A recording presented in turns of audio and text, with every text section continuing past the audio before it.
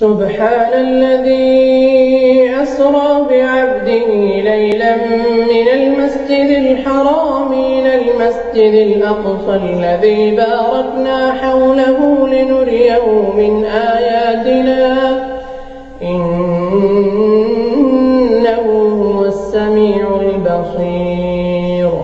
وآتينا موسى الكتاب وجعلناه هدى لبني إسرائيل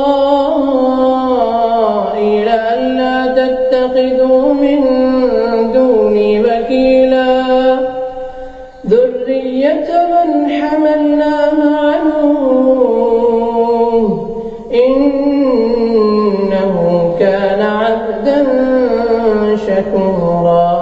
وقضينا إلى بني إسرائيل في الكتاب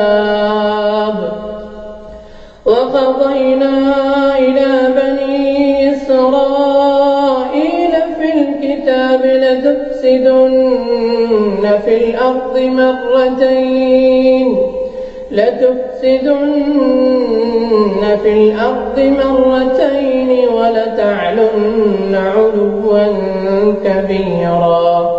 فإذا جاء